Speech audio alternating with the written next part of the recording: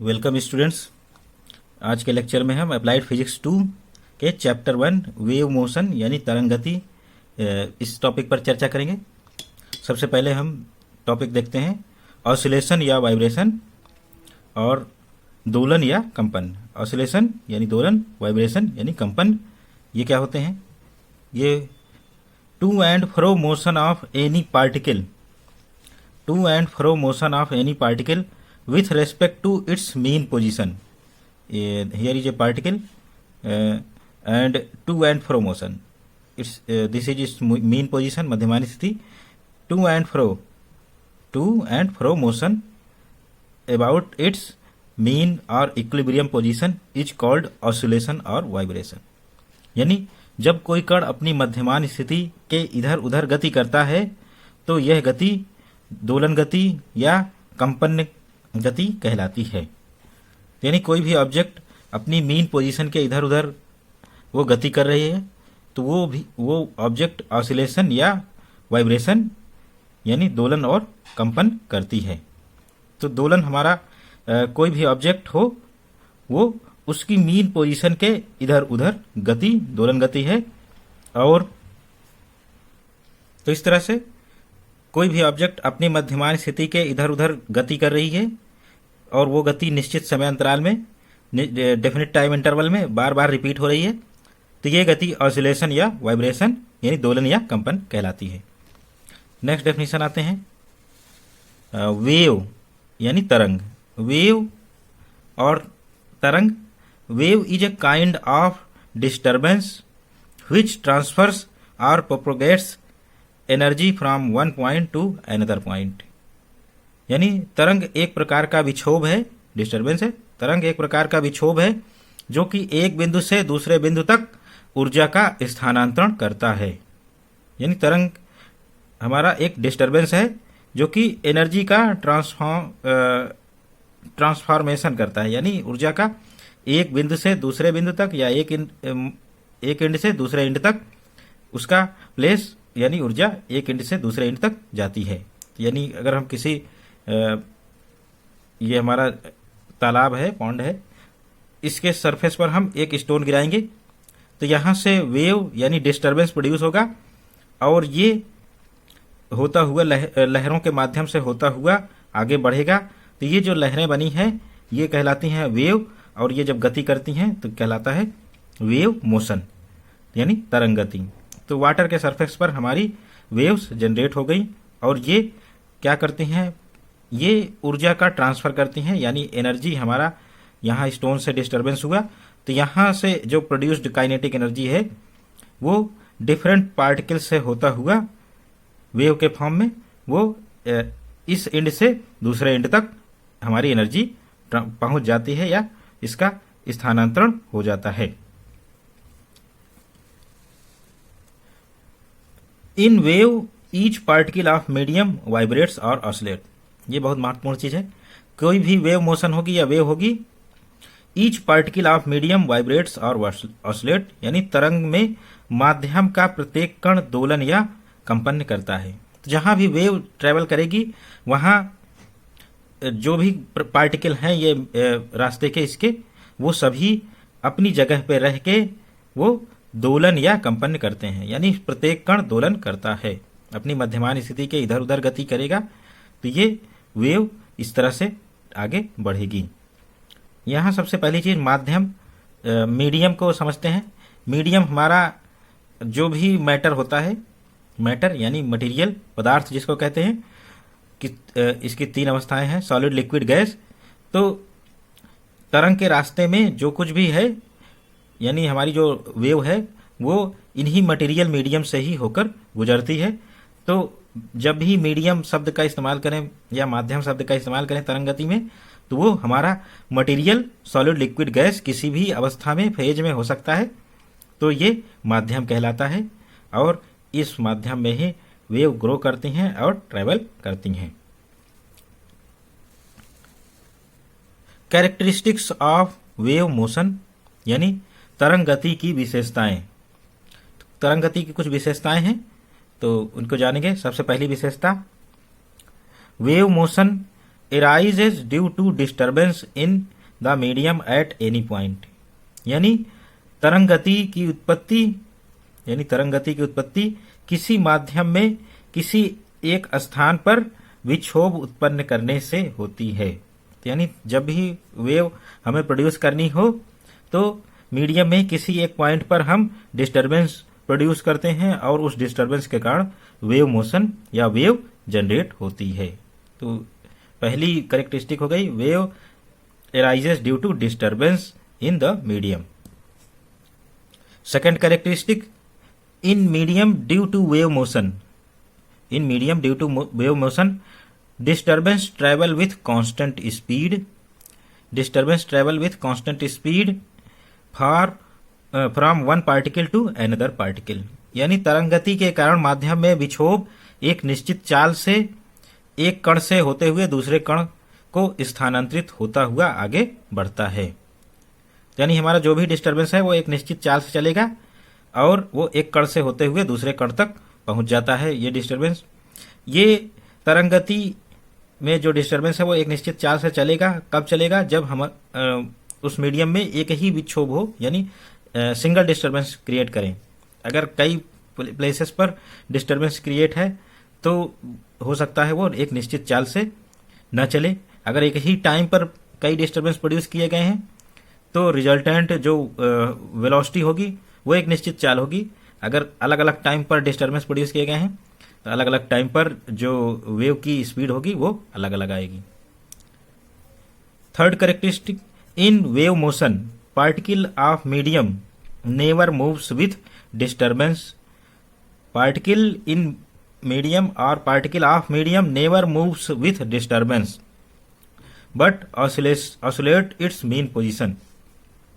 ये बहुत महत्वपूर्ण कैरेक्टरिस्टिक है। तरंग गति में माध्यम के कण विक्षोभ के साथ आगे नहीं बढ़ते हैं। यानी माध्यम का जो भी कण है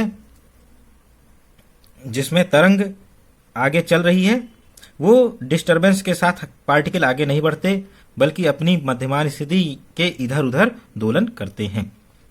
तो मीडियम में जो भी पार्टिकल हैं वो अपनी स्थान पर फिक्स रहते हैं, बस वो अपनी मध्यमान स्थिति के इधर उधर ही दोलन करते हैं। अपना स्थान मूल रूप से मध्यमान स्थिति नहीं छोड़ते हैं कभी भी, वो अपनी मीन पोजीशन के इधर उधर ही गति करते रहते हैं। तो इस तरह से केवल एनर्जी का ट्रांसफर हो रहा है, पार्टिकल अपनी मध्यमान स्थिति के इर्द गिर्द बने हुए हैं। Fourth characteristic in wave motion kinetic energy of oscillations of particle of medium. Kinetic energy of oscillations of particle of medium transfers from one place to another place. Kinetic energy यानी तरंग गति द्वारा माध्यम के कणों की गतिज ऊर्जा एक स्थान से दूसरे स्थान तक स्थानांतरित होती है।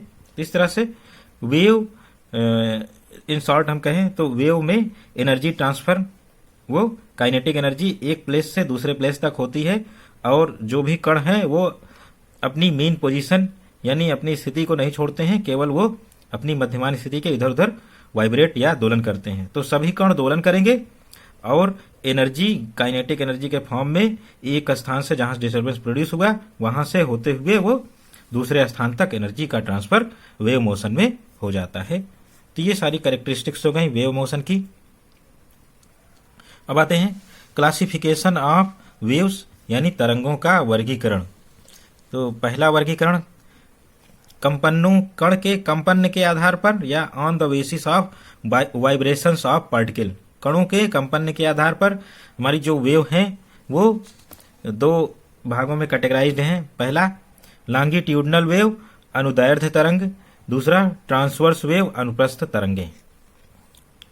तो सबसे पहले हम लॉन्गिट्यूडनल वेव की स्टडी करते हैं। लॉन्गिट्यूडनल वेव अनुदैर्ध्य तरंगें। The wave in which particle of medium vibrate periodically along the direction of wave propagation is called longitudinal wave. The wave in which particles of medium vibrates along the direction of wave propagation or direction of wave travel is called longitudinal wave। यानी जिस तरंग में माध्यम के कण तरंग के संचरण की दिशा यानी तरंग के चलने की दिशा में ही आवर्ती कंपन करते हैं, पीरियोडिकल कंपन करते हैं, तो ये तरंगे अनुदैर्ध्य तरंगे कहलाती हैं। यानी अनुदैर्ध्य तरंगों में कण या पार्टिकल ये तरंग के चलने की दिशा में ही कंपन करते हैं। कैसे करेंगे इसके लिए देखते हैं। ये कोई मीडियम है, मीडियम में डेंसिटी ऑफ पार्टिकल हर एक पॉइंट पर एक समान है और इसमें कोई वेव नहीं है, नो वेव इन मीडियम, माध्यम में कोई तरंग नहीं है, पार्टिकल डेंसिटी हर जगह समान है। अब मान लेते हैं इस साइड से हमने डिस्टर्बेंस प्रोड्यूस किया और ये जो वेव है वो लॉन्गिट्यूडनल यानी अनुदैर्ध्य तरंग है। तो अनुदैर्ध्य तरंग में क्या है, जो भी पार्टिकल अपनी मेन पोजीशन के इधर उधर गति करेंगे, वाइब्रेट करेंगे, वो तरंग के चलने की दिशा, तरंग के चलने की दिशा हमारी ये डायरेक्शन हो गई, तरंग के चलने की ये डायरेक्शन है, इस डायरेक्शन में हमारी तरंग चल रही है। और लॉन्गिट्यूडनल वेव में हम जानते हैं तरंग के चलने की दिशा में ही कंपन करेंगे। तो दो दिशाएं इसमें पॉसिबल हैं, एक ये दिशा पॉसिबल है वाइब्रेशन की, दूसरी ये। इसी तरंग के चलने की दिशा के ही समांतर ये पार्टिकल के या कणों के जो माध्यम के कण हैं इस पूरे एरिया में वो ऑसिलेशन या दोलन करेंगे। तो इस तरह से कंपन करेंगे। तो कंपन करने के कारण कुछ पॉइंट्स पर कणों का घनत्व अधिकतम हो जाता है और इसके बगल में न्यूनतम हो जाता है। जहां कणों की डेंसिटी यानी घनत्व डेंसिटी ये मैक्सिमम हो जाती है, वहां पर कंप्रेशन जैसी स्थिति उत्पन्न हो जाती है, इसको कहते हैं संपीड़न या कंप्रेशन। और जहां पार्टिकल की डेंसिटी लो हो जाती है, रेयरफैक्शन या विरलन कहलाता है। और ये कंप्रेशन और रेयरफैक्शन यानी संपीड़न और विरलन अल्टरनेट ऑर्डर में यानी एकांतर क्रम में हमारी पूरी वेव में मिलेंगे। तो इस तरह से ये लॉन्गिट्यूडनल वेव या अनुदैर्ध्य तरंग हो गई, जिसमें कणों के कंपन हमारी वेव के चलने की दिशा में ही या दिशा के समांतर ही होते हैं।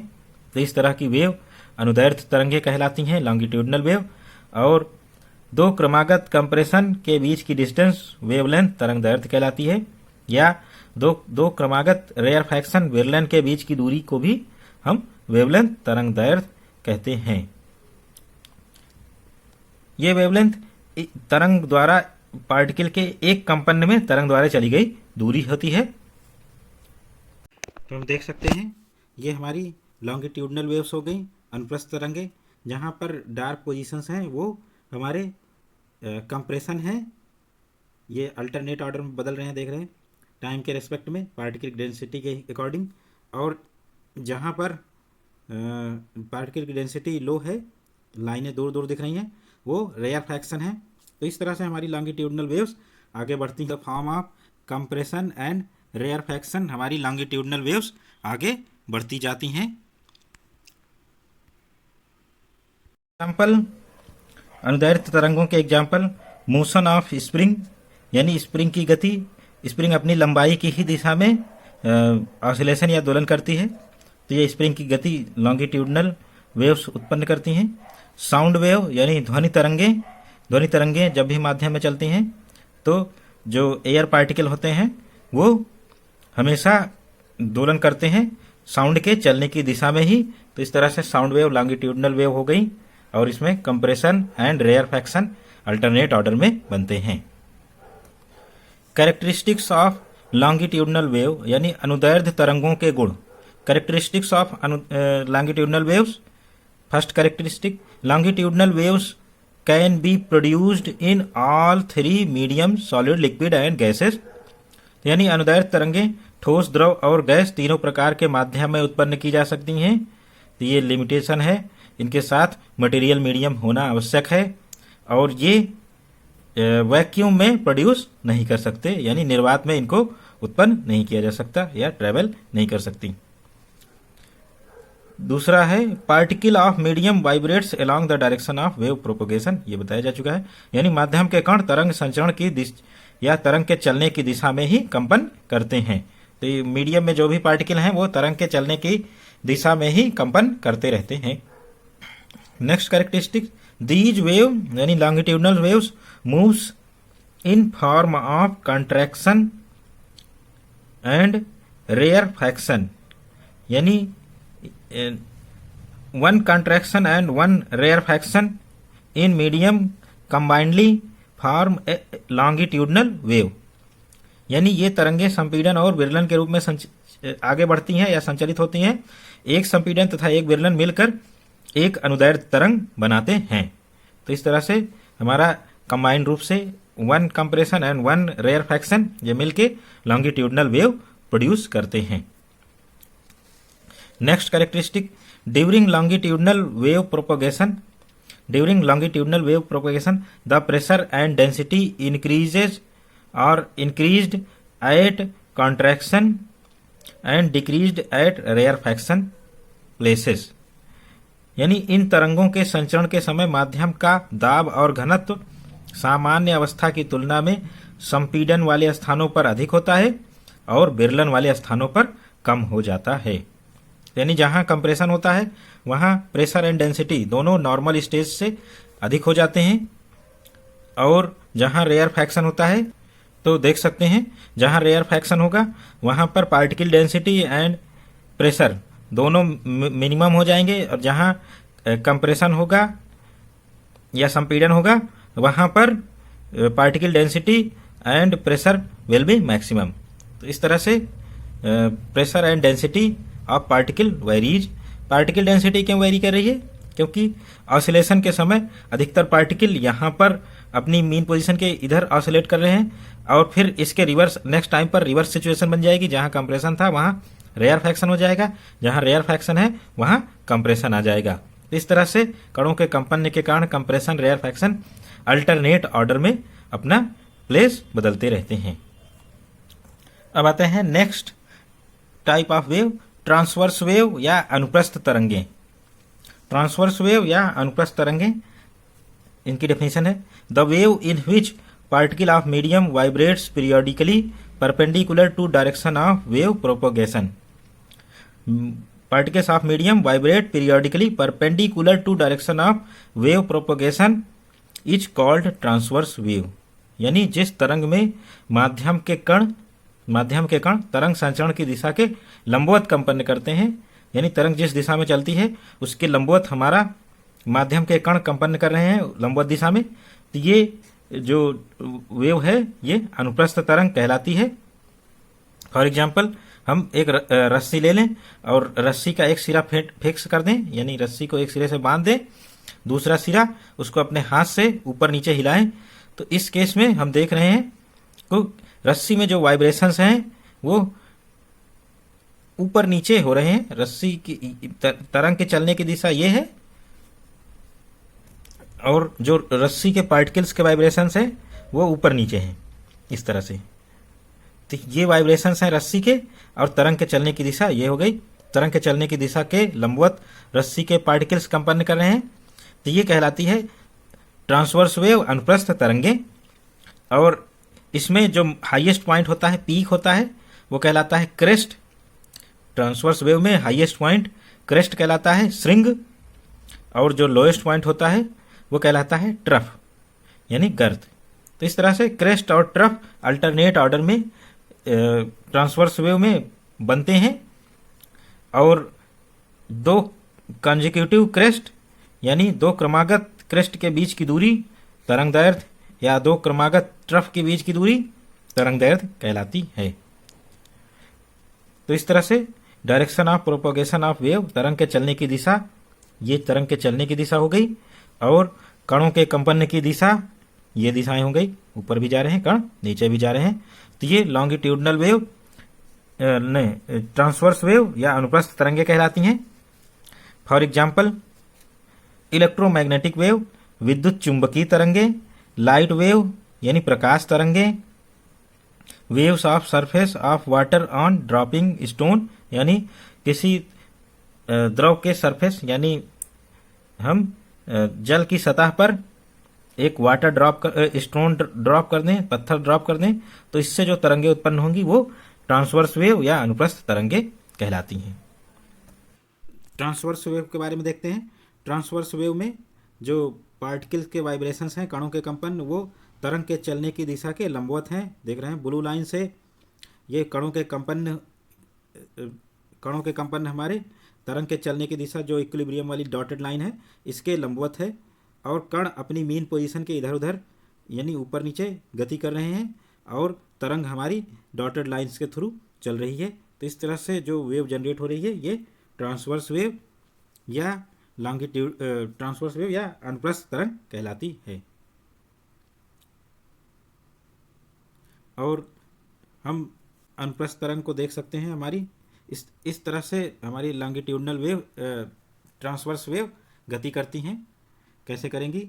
ये direction of propagation of wave, तरंग के चलने की दिशा, ये डायरेक्शन है, ये लिखा हुआ है यहाँ। फिर जो हमारी वेव से चल रही हैं वो तरंग के जो चलने की दिशा है इसके लंबवत पार्टिकल के कंपन हो रहे हैं। तो ये इससे हम देख सकते हैं कि जो ट्रांसवर्स वेव है हमारी, इसमें जो कंपन है वो तरंग के चलने की दिशा के लंबवत हैं। Next, characteristics of transverse wave, अनुप्रस्थ तरंगों के गुण। कैरेक्टरिस्टिक्स ऑफ ट्रांसवर्स वेव, अनुप्रस्थ तरंगों के गुण। Transverse wave can be produced in rigid medium and hence transverse wave can be produced in rigid medium and hence in solid and on surface of liquid also can be produced. यानी अनुप्रस्थ तरंगें दृढ़ पदार्थों में ही उत्पन्न हो सकती हैं, रिजिड बॉडी में ही उत्पन्न हो सकती हैं, इसलिए ये केवल ठोसों और द्रवों की सतह पर ही उत्पन्न की जा सकती हैं, गैसेस में नहीं की जा सकती। Second characteristic, particle of medium vibrates perpendicular to direction of wave propagation. यानी माध्यम के कण तरंग के चलने की दिशा के लंबवत कंपन करते हैं। यही मेन प्रॉपर्टी होती है ट्रांसवर्स वेव की कि तरंग जिस दिशा में हमारी चल रही है, अनुप्रस्थ तरंग, माध्यम के कण हमेशा तरंग के चलने की दिशा के लंबवत ही कंपन करते हैं। तो तरंग के चलने की दिशा के लंबवत हमारा एक प्लेन मिलेगा, ये एक प्लेन मिल गया, इसमें कणों के कंपन किसी भी दिशा में पॉसिबल हैं, इस प्लेन में हमेशा लाई करेंगे। तो इस तरह से हमारा ये प्लेन होगा, तरंग के चलने की दिशा ये हो गई, तो इसमें ये प्लेन हमारा ये हथेली हो गया। तो इस प्लेन में कणों के कंपन किसी भी दिशा में हो सकते हैं। तो ये कहलाता है हमारा ट्रांसवर्स वेव, अनुप्रस्थ तरंगे। Next characteristic, these waves move in form of crest and trough.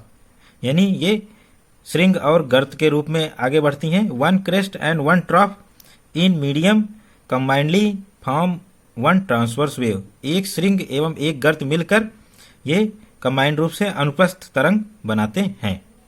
तो ये हमारी अनुप्रस्थ तरंगों की प्रॉपर्टी हो गई। Next, classification of wave on the basis of velocity of wave, और तरंग के चलने के आधार पर तरंगों का विभाजन, यानी तरंगों की चाल या इनके चलने के आधार पर हम तरंगों का विभाजन करते हैं। तो ये दो हमारा डिवीजन हो गया, इलेक्ट्रोमैग्नेटिक वेव विद्युत चुंबकीय तरंगे, मैकेनिकल वेव यांत्रिक तरंगे। तो तरंग के चलने के आधार पर दो भागों में ये विभाजित हैं, इलेक्ट्रोमैग्नेटिक वेव विद्युत चुंबकीय तरंगे जिनको ईएम वेव कहते हैं, एंड मैकेनिकल वेव यांत्रिक तरंगे। पहले आते हैं ईएम वेव यानी विद्युत चुंबकीय तरंगे। इलेक्ट्रोमैग्नेटिक वेव और EM wave are created as a result of vibrations between electric field and a magnetic field. यानी electromagnetic waves are created as result of vibration between electric field and magnetic field, या EM wave are composed of oscillating magnetic and electric field. इस तरह से विद्युत चुंबकीय तरंगे वे तरंगे हैं जो एक विद्युत क्षेत्र और चुंबकीय क्षेत्र के बीच कंपन के परिणाम स्वरूप बनती हैं, और विद्युत चुंबकीय तरंगे या ईएम वेव्स चुंबकीय तथा विद्युत क्षेत्रों के दोलन से बनती हैं। तो इस तरह से जो विद्युत चुंबकीय तरंगे होंगी ईएम वेव्स, वो ये फ्यूजन है इलेक्ट्रिक एंड मैग्नेटिक फील्ड के वाइब्रेशंस या ऑसिलेशन के। इनकी स्पीड के बारे में हम कंक्लूड करते हैं, travel with speed of light. यानी ये तरंगे हमेशा प्रकाश की चाल से ही चलती हैं, निर्वात में चलती हैं और माध्यम में भी चलती हैं। तो ये हर जगह चलती हैं, माध्यम में भी या निर्वात में भी चलती हैं, और इनकी जो चलने की स्पीड है वो लाइट की स्पीड के बराबर है वैक्यूम में। और जैसे जैसे मीडियम में जाएंगी तो इनकी वेलोसिटी थोड़ी सी कम हो जाएगी, लेकिन ये लगभग प्रकाश की चाल 3 इंटू 10⁸ मीटर पर सेकेंड इसके आसपास ही बनी रहती है। Can travel in vacuum as well as medium, यानी विद्युत चुंबकीय तरंगें निर्वात और माध्यम दोनों में चल सकती हैं। सबसे महत्वपूर्ण प्रॉपर्टी, ट्रांसवर्स वेव, विद्युत चुंबकीय तरंगों का जो नेचर होता है वो ट्रांसवर्स इन नेचर, यानी विद्युत चुंबकीय तरंगें अनुप्रस्थ प्रकृति की होती हैं। तो इस तरह से सबसे महत्वपूर्ण कंक्लूजन निकल गया, EM waves are always transverse, यानी हमारी विद्युत चुंबकीय तरंगें हमेशा अनुप्रस्थ होती हैं। ये एक विद्युत चुंबकीय तरंग है ईएम वेव। ईएम वेव में हम देख रहे हैं 3 डायरेक्शन है, एक्स, वाई और जेड। एक्स तरंग के चलने की दिशा है, एक्स डायरेक्शन तरंग के चलने की दिशा है। वाई और जेड एक्स डायरेक्शन के लंबवत दिशाएं हो गई, परपेंडिकुलर। और जो ब्लू लाइन से वाइब्रेशंस चल रहे हैं ये तरंग के चलने की दिशा के लंबवत दिखाई दे रहे हैं। ये वाइब्रेशंस हैं इलेक्ट्रिक वेक्टर, यानी विद्युत वेक्टर के कंपन हैं। और जो रेड लाइन दिख रही हैं ये हमारा जो कंपन है हमारे मैग्नेटिक वेक्टर के कंपन है, यानी मैग्नेटिक फील्ड हमारा कंपन कर रहा है। तो इस तरह से इलेक्ट्रिक फील्ड और magnetic field transverse EM wave में हमेशा एक दूसरे के लंबवत रहते हैं।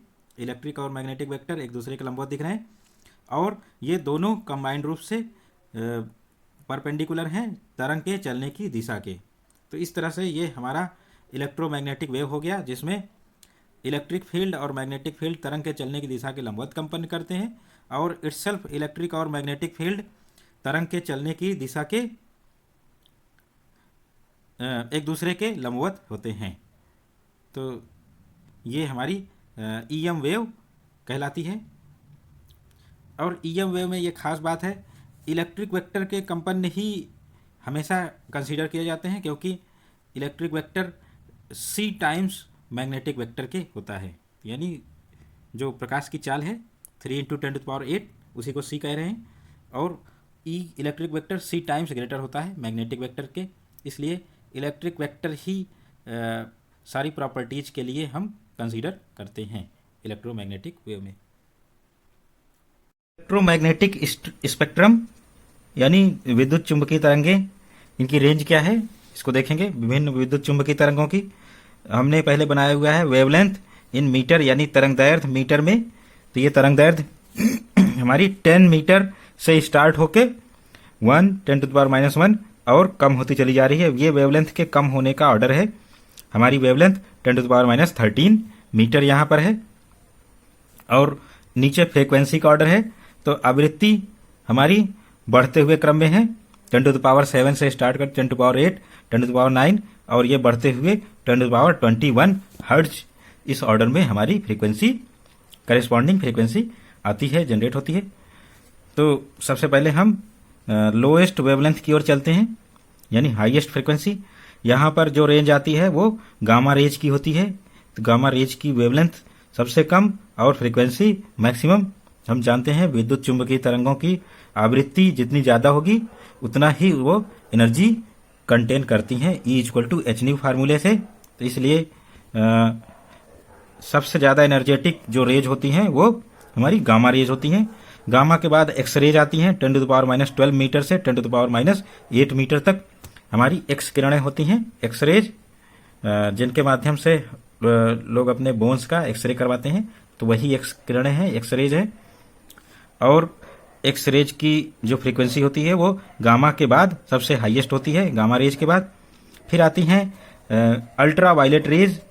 ये रेज होती हैं 10⁻15 हर्ट्ज से 10⁻18 हर्ट्ज के बीच में। तो ये हमारी यूवी या अल्ट्रा वायलेट रेज होती हैं।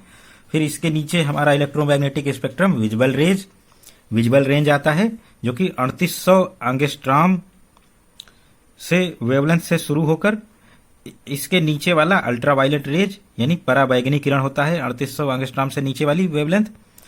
3800 एंगस्ट्रॉम से 7800 एंगस्ट्रॉम वाली जो वेवलेंथ होती है तरंग दैर्घ्य, वो विजिबल रीजन की होती है। यहां से स्टार्ट होगा। लोएस्ट वेवलेंथ हमारी वायलेट बैगनी, फिर इसके बाद blue, green, yellow, orange and red. Red की मैक्सिमम वेवलेंथ होती है और वायलेट की न्यूनतम वेवलेंथ, यानी वायलेट ज्यादा एनर्जेटिक होता है इन कंपेरिजन ऑफ रेड। तो इस तरह से विजिबल रेंज यही हमारा प्रकाश दिखाई देता है। इसकी सहायता से हम हमेशा वस्तुओं को देख सकते हैं। फिर नेक्स्ट रेंज है इंफ्रारेड रेज, यानी रेड से जो ज्यादा वेवलेंथ होती हैं वो कहलाती हैं इंफ्रारेड रेज। अवरक्त किरणें, अवरक्त किरणों के बाद माइक्रोवेव का रीजन आता है सूक्ष्म तरंगों का। फिर इसके बाद रेडियो वेव्स, यानी रेडियो एंड टीवी सिग्नल्स जिस कैरियर पर भेजे जाते हैं वो ये रेडियो और टीवी की रेंज हो गई हमारी। तो इस तरह से जो डिफरेंट हमारी ये इलेक्ट्रोमैग्नेटिक स्पेक्ट्रम की रेंज है वो इस प्रकार है। सबसे पहली gamma rays, highest frequency gamma तरंगे, फिर एक्स रेज इससे कम एनर्जी की, फिर अल्ट्रावायलेट रेज इनसे थोड़ी सी कम एनर्जी की, विजिबल रेज ये हमें देखने में मदद कर सकती हैं दृश्य प्रकाश, और इंफ्रारेड रेज अवरक्त किरणें ये थर्मल हीटिंग के लिए रिस्पॉन्सिबल हैं, यानी सूर्य की किरणों से जो गर्मी मिलती है वो इन्हीं रेज इंफ्रारेड रेज की मदद से मिलती है। माइक्रोवेव रेंज सूक्ष्म तरंगे, इन तरंगों के माध्यम से हम डिफरेंट टाइप के सिग्नल भेज सकते हैं इन तरंगों के को as a carrier wave use करके इलेक्ट्रोमैग्नेटिक स्पेक्ट्रम में। और शॉर्ट वेव्स, ये शॉर्ट वेव्स रेडियो और टीवी के सिग्नल्स इन पर सुपर इम्पोज किए जाते हैं और फिर हम डिटेक्टर की मदद से यानी रेडियो की मदद से हम इनसे हम अपना डिजायर्ड टीवी सिग्नल या रेडियो सिग्नल प्राप्त करके उसको डिस्प्ले करते हैं। ऑल दीज रेज और waves travel with speed of light, यानी इलेक्ट्रोमैग्नेटिक वेव की खासियत क्या है? विद्युत चुंबकीय तरंगें हमेशा प्रकाश की चाल से चलती हैं निर्वात में और मटेरियल मीडियम में थोड़ी सी कम स्पीड से चलती हैं, और साथ ही साथ ये हमेशा ट्रांसवर्स नेचर की होती हैं, यानी इसका ये अनुप्रस्थ तरंगों इनका नेचर अनुप्रस्थ होता है और ये वैक्यूम और मटेरियल मीडियम दोनों में चल सकती हैं। तो ये हमारी इलेक्ट्रोमैग्नेटिक वेव या ईएम वेव हो गई। फिर नेक्स्ट क्लासिफिकेशन मैकेनिकल वेव या यांत्रिक तरंगे। इलेक्ट्रोमैग्नेटिक वेव के अलावा जो भी तरंगे हैं वो मैकेनिकल या यांत्रिक तरंगे कहलाती हैं। क्या क्या होती हैं देखिए। The waves which requires material medium to travel are called mechanical wave, यानी वे तरंगे जिनको चलने के लिए या आगे बढ़ने के लिए माध्यम की आवश्यकता होती है, मटेरियल की आवश्यकता होती है, यांत्रिक तरंगे कहलाती हैं। और ये वैक्यूम में नहीं चल सकती, जबकि ईएम वेव वैक्यूम में भी चल सकती हैं। तो इस तरह से मैकेनिकल वेव्स की क्या क्या प्रॉपर्टी होंगी?